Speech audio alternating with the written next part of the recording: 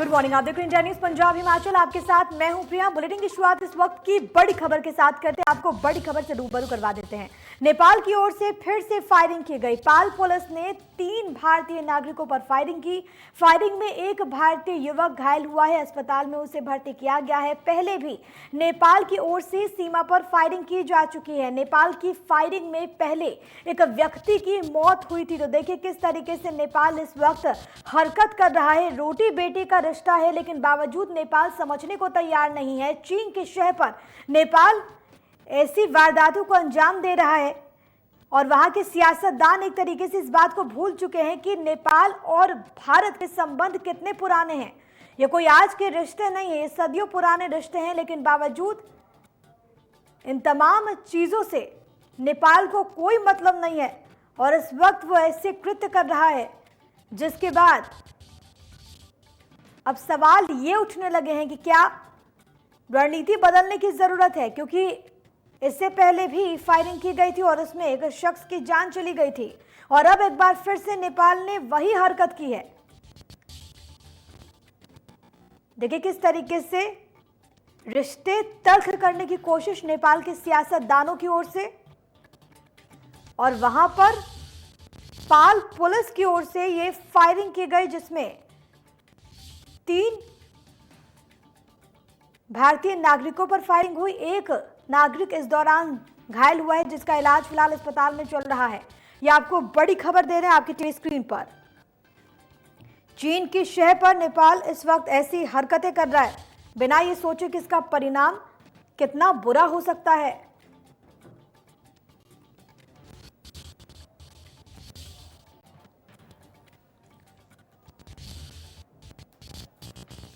चलिए फिलहाल आगे बढ़ते हुए आपको बताते हैं कि कांग्रेस नेता राहुल गांधी आज एक बार फिर से वीडियो जारी करने वाले हैं। ये एक बड़ी खबर आपकी टीवी स्क्रीन पर लगातार आक्रामक नजर आ रहे हैं और इसी क्रम में एक बार फिर से कांग्रेस के पूर्व राष्ट्रीय अध्यक्ष राहुल गांधी वीडियो के जरिए सरकार पर हमला बोलेंगे। चीन मामले पर लगातार सरकार को घेरते हुए भी राहुल गांधी नजर आ रहे हैं और आज इसी क्रम में कभी ट्विटर के जरिए कभी वीडियोज के जरिए वो सरकार पर हमला बोलते हुए नजर आए हैं और आज एक बार फिर से वो सरकार पर हमला बोलते हुए नजर आएंगे, खासतौर पर चीन के मसले पर, क्योंकि कांग्रेस पार्टी का ये कहना है कि सरकार इस मसले पर झूठ बोल रही है, सरकार तथ्यों को छुपा रही है। क्योंकि लगातार जमीन को लेकर कांग्रेस पार्टी राहुल गांधी ये कहते हुए कि चीन ने हमारी जमीन पर कब्जा कर लिया, लेकिन भारत सरकार मौन है। हालांकि सरकार की ओर से बात साफ कर दी गई है कि 1 इंच भी जमीन किसी को हड़पने नहीं दी जाएगी, लेकिन कांग्रेस पार्टी लगातार इस मसले पर आक्रामक और आज एक बार फिर से राहुल गांधी कांग्रेस नेता वीडियो के जरिए सरकार पर सवाल उठाएंगे।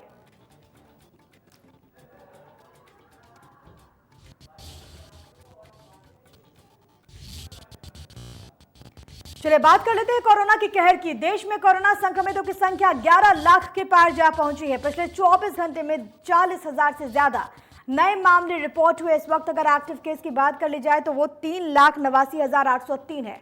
हालांकि अब तक 7,399 मरीज ऐसे जिन्होंने कोरोना को मात दी, लेकिन 27,503 मरीजों ने जान भी गंवा दी है, जो कि बहुत ज़्यादा दुखद। हालांकि अगर भारत की तुलना करें अन्य मुल्कों से तो इस वक्त जो रिकवरी रेट है वो इन तमाम मुल्कों से यानी कि अमेरिका, ब्राज़ील जैसे देशों की तुलना में बेहतर है। मृत्यु दर यहाँ पर कम है, लेकिन बड़ी बात यही है कि लगातार नए मामले जो हैं वो रिपोर्ट हो रहे, खासतौर पर उन तमाम राज्यों से जो कि बहुत ज़्यादा प्रभावित है, माने महाराष्ट्र, तमिलनाडु और दिल्ली। ये वो राज्य जहां पर संक्रमितों की संख्या बहुत ज़्यादा है। हालांकि हर एक चीज़ की मॉनिटरिंग जो है केंद्र सरकार कर रही है। अलग अलग राज्यों में राज्य सरकारें भी इसको लेकर पूरी तरीके से प्रतिबद्ध है और तमाम तरह के फैसले अलग अलग राज्यों में भी लिए जा रहे हैं। बहुत तेजी के साथ पूरे देश में मामले संक्रमितों के बढ़ते हुए 11 लाख के पार जो हैं वो केसेस जा पहुंचे हैं।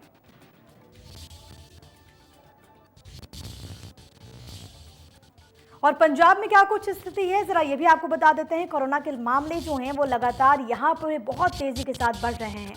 अभी तक 10,100 से ज्यादा लोग जिनमें संक्रमण की पुष्टि हुई। 24 घंटे में 308 से ज्यादा नए मामले रिपोर्ट हुए। मरने वालों की संख्या 250 के पार जा पहुंची है। रविवार को कोरोना से 8 लोगों की मौत रिपोर्ट की गई। लगातार मामले बहुत तेजी के साथ बढ़ते हुए, और इस बीच कुछ जिले ऐसे जो कि सबसे ज्यादा प्रभावित हैं। पटियाला सरीखे जिले, जहां पर लगातार मामले जो हैं वो बहुत तेजी के साथ बढ़ते हुए 10,100 लोग जिनमें अभी तक संक्रमण की पुष्टि हुई, जो अभी तक बीमार हुए। हालांकि एक बड़ी संख्या उन तमाम लोगों की भी है जिन्होंने कोरोना को मात दी है, जो कि ठीक हुए हैं। ये एक अच्छी बात हो जाती है, लेकिन नए मामले जिस तरीके से रिपोर्ट हो रहे हैं ये बहुत ज़्यादा परेशान कर देने वाली बात। हालांकि राज्य सरकार पूरी तरीके से सजग भी नजर आ रही है। अलग अलग जिलों में जिला प्रशासन जो है वो तमाम तरह के महत्वपूर्ण कदम जो है वो उठाता हुआ भी नजर आ रहा है। कंटेनमेंट जोन्स भी बनाए गए हैं पूरी तरीके से। कई जगहों पर, कई इलाकों में जहां पर मामले रिपोर्ट हुए वहां पर आवाजाही पूरी तरीके से बंद है। कोशिश रही है कि इसे कम किया जा सके, लेकिन जिस तरीके से नए मामले रिपोर्ट हो रहे हैं उसने बेचैनियों को बहुत ज्यादा बढ़ा दिया है। और हिमाचल में क्या कुछ स्थिति बनी हुई है, जरा ये भी आपको बता देते हैं। 1520 के पार कोरोना संक्रमितों की संख्या जा पहुंची है। प्रदेश में इस वक्त एक्टिव केस 430 हैं। 1055 से ज्यादा लोग स्वस्थ भी हुए हैं। रिकवरी रेट की बात कर ली जाए तो वो इस वक्त 69.63% है। तो ये एक अच्छी बात इस लिहाज से आप समझिए, क्योंकि कई ऐसे राज्य हैं जहां पर रिकवरी रेट इससे भी कम है। लेकिन इस वक्त जो स्थिति है वो भी बहुत ज़्यादा परेशान कर देती है, क्योंकि 430 ऐसे लोग हैं जिनका इलाज अभी भी प्रदेश के अलग अलग हिस्सों में चल रहा है। हिमाचल के संदर्भ में बात कर ली जाए तो यहाँ पर मामले कम जाहिर तौर पर, लेकिन चिंताएं बहुत ज़्यादा प्रदेश सरकार के लिए। कोरोना का कहर जो है वो लगातार जारी है। हिमाचल प्रदेश में 1520 के पार हुई कोरोना संक्रमितों की संख्या।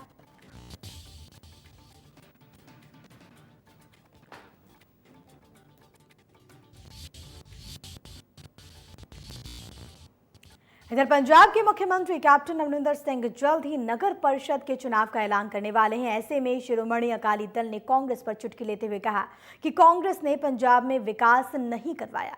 प्रदेश में जगह जगह सड़कों का बुरा हाल है, तो कांग्रेस किस मुंह से चुनाव के मैदान में उतरेगी।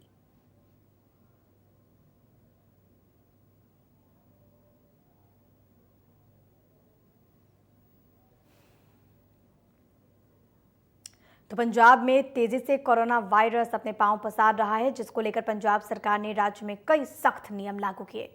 पंजाब सरकार 2 और विधायक कोरोना पॉजिटिव यहां पर पाए गए। पंजाब में फगवाड़ा से विधायक बलविंदर सिंह और तरनतारन से विधायक धर्मवीर अग्निहोत्री की कोरोना रिपोर्ट पॉजिटिव आई है, जिसको लेकर पंजाब के मुख्यमंत्री कैप्टन अमरिंदर सिंह ने ट्वीट किया और दोनों के जल्द ठीक होने की उन्होंने कामना भी की है।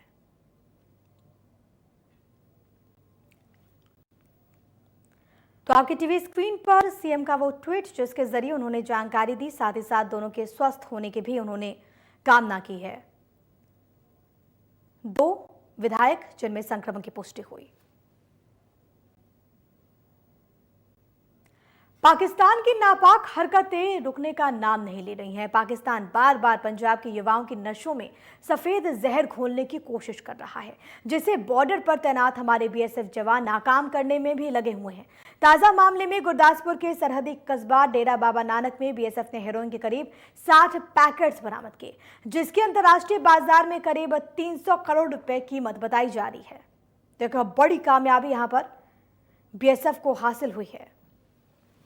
60 पैकेट्स पकड़े गए हैं। बीएसएफ बटालियन 10 ने ये बड़ी कार्रवाई की और इस बड़ी सफलता को हासिल किया।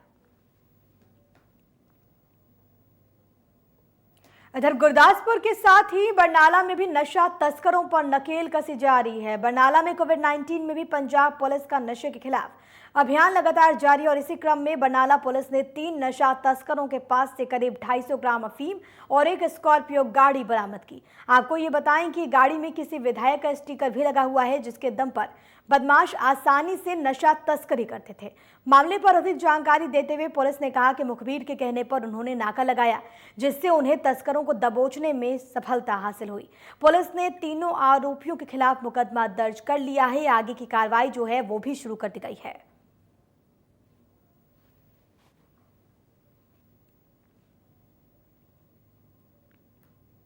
इधर फाजिल्का पुलिस को मिली बड़ी कामयाबी। आपको बताएं कि राजस्थान की ओर से आ रहे कैंटर से 1 लाख नशीली गोलियां बरामद की गई। आपको ये बताएं कि जिस कैंटर से नशीली गोलियां बरामद हुई हैं वह प्याज से लदी हुई थी। पुलिस की तलाशी के दौरान प्याज की बोरी से नशीली गोलियां मिली। पुलिस ने मामले में आरोपी ड्राइवर को गिरफ्तार कर लिया है और आगे की कार्रवाई पुलिस ने शुरू कर दी है।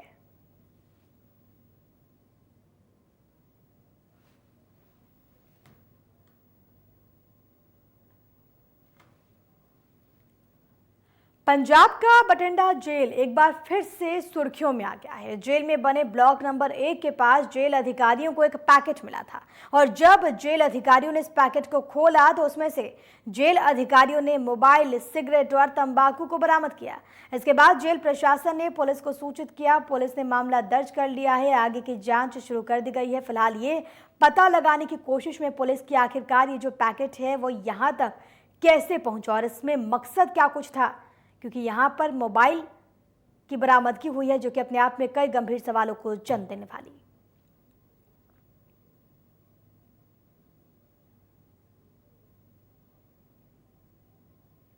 इधर पंजाब के फतेहगढ़ साहिब में एक ऐसा मामला सामने आया जिसे सुनकर आप भी हैरान हो जाएंगे। फतेहगढ़ साहिब के हल्का बस्ती पठाना में एक महिला ने कार में ही बच्चे को जन्म दे दिया। जानकारी के अनुसार महिला को डिलीवरी के लिए सिविल हॉस्पिटल लाया गया, जहां पर डॉक्टर्स ने महिला का तुरंत इलाज करने से मना कर दिया, क्योंकि डॉक्टर्स के अनुसार महिला का कोरोना टेस्ट नहीं हुआ था। इलाज में हो रही देरी की वजह से महिला ने कार में ही एक बच्चे को जन्म दिया। एक बड़ी लापरवाही भी यहाँ पर बरती गई, क्योंकि अगर उस महिला को और अगर बच्चे को कुछ होता अस्पताल प्रशासन की वजह से, तो इसकी जिम्मेदारी कौन लेता?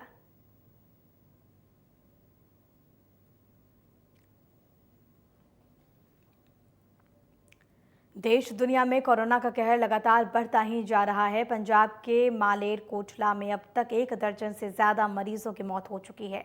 250 से ज्यादा लोग कोरोना से संक्रमित पाए गए हैं। मालेर कोटला में कोरोना के बढ़ते मामलों को रोकने के लिए एक समाज सेवी संस्था लोगों को घर घर जाकर फेस मास्क और सैनिटाइजर्स बांट रही है। संस्था लोगों से कोविड नियम के पालन की अपील के साथ साथ लोगों को घरों से कम निकलने की आग्रह भी कर रही है, ताकि मालेर कोटला में कोरोना की रफ्तार पर ब्रेक लग सके।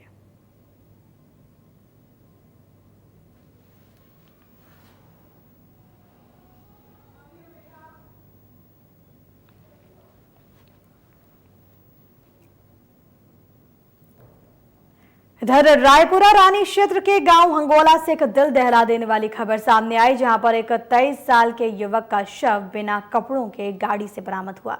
खबर के बाद पूरे गांव में हड़कंप मच गया। हंगोला के आंगनबाड़ी केंद्र के बाहर ही खड़ी थी ये गाड़ी, जिसमें उसे युवक का शव मिला। युवक की पहचान अरुण के तौर पर की गई है। खबर की सूचना के बाद स्थानीय पुलिस मौके पर पहुंची। मामले की जांच शुरू कर दी गई है।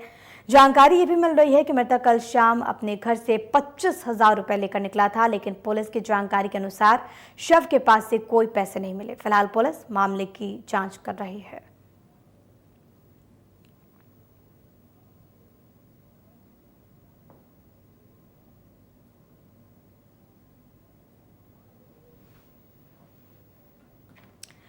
चलिए बात कर लेते हैं हिमाचल प्रदेश की। नाहन में कोरोना के बढ़ते मामलों को देखते हुए जिला प्रशासन ने लॉकडाउन का ऐलान किया। दरअसल बीते कुछ रोज पहले एकाएक कोरोना के 10 नए मामले रिपोर्ट हुए। इसके बाद से प्रशासन ने संपूर्ण लॉकडाउन का फैसला लिया।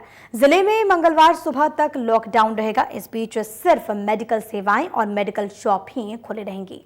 आपको ये बताएं कि शहर में लॉकडाउन का सख्ती से पालन भी हो रहा है।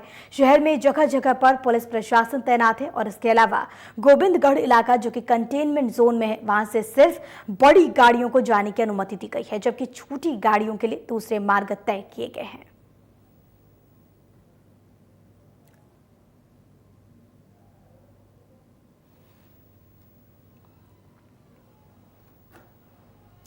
देश भर में कोरोना का कहर लगातार जारी और इस बीच कई बार सरकार की ओर से लॉकडाउन का ऐलान हुआ। ऐसे में कई चरणों में कामकाज को लेकर भी फैसले लिए गए, लेकिन ऊना जिले में कलाकार और गायकों का कामकाज लॉकडाउन के बाद से ही बिल्कुल ठप है, जिसकी वजह से उन्हें काफी दिक्कतें पेश आ रही हैं। इन्हीं सबको लेकर कुछ गायक बीजेपी के पूर्व अध्यक्ष सतपाल सिंह से मिले और उन्हें सीएम जयराम ठाकुर के नाम एक पत्र भी सौंपा। गायकों और कलाकारों ने सरकार से कोविड नियमों के दिशा निर्देशों का पालन करते हुए छोटे आयोजनों की शुरुआत की मांग की, ताकि उनके परिवार का पालन पोषण हो सके।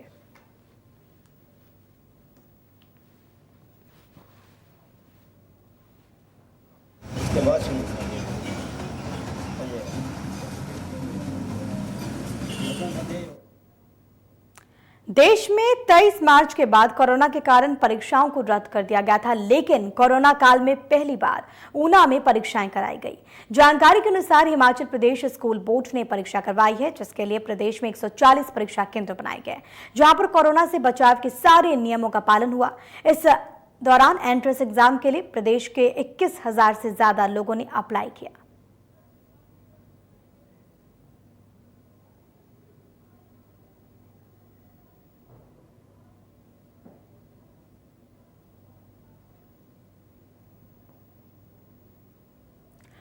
पढ़ाई को लेकर हिमाचल प्रदेश हमेशा से ही सजग रहा है। कोविड की वजह से प्रदेश में भी 9 अप्रैल से ऑनलाइन पढ़ाई जो है वो शुरू की गई है, लेकिन दूर दराज क्षेत्रों में जो बच्चे सुविधा के अभाव की वजह से ऑनलाइन पढ़ाई का फायदा नहीं ले पा रहे, उनके लिए शिक्षा मंत्री सुरेश भारद्वाज ने घर में ही पढ़ाई का मटेरियल मुहैया कराने का फैसला लिया, ताकि बच्चों की पढ़ाई जो है वो जारी रहे। शिक्षा विभाग ने स्कूल प्रिंसिपल्स को अपने आसपास ऐसे बच्चों को खोजने की जिम्मेदारी दी है जो कि ऑनलाइन शिक्षा नहीं ले पा रहे। विभाग ने प्रिंसिपल को इस काम के लिए जरूरत के हिसाब से टीचर्स को भी स्कूल बुलाने के आदेश दिए हैं।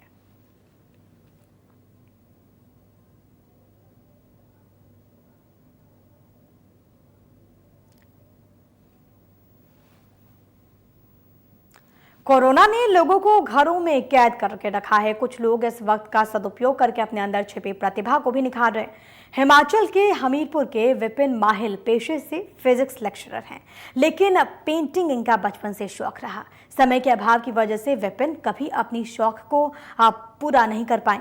कोरोना काल में लेक्चरर विपिन ने करीब 1 दर्जन पेंटिंग बनाकर अपने शौक को पूरा किया है और उनका ये कहना है कि वो आगे भी इसे जारी रखना चाहते हैं।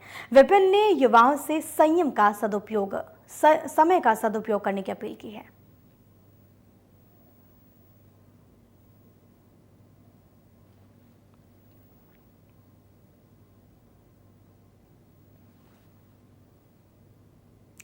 वैसे तो नाहन हमेशा से ही खेती के लिए जाना जाता है, लेकिन इस बार आपको कुछ खास देखने को मिलेगा। दरअसल इस बार गर्मी को देखते हुए नींबू की खेती को ज्यादा प्राथमिकता दी जा रही है। आपको ये बताएं कि नींबू की खेती से किसानों को भी बेहद फायदा होगा, साथ ही साथ जंगली जानवरों से फसल भी सुरक्षित रहेंगे। नाहन के कई क्षेत्रों में साल 23 जुलाई से 26 जुलाई तक 1 लाख नींबू के पौधे लगाए जाएंगे। क्षेत्र के डॉक्टर राजीव बिंदल का ये कहना है कि अगर 5 साल तक लगातार 1 लाख नींबू के पौधे लगाए जाएं तो किसानों की आर्थिक स्थिति में भी सुधार होगा।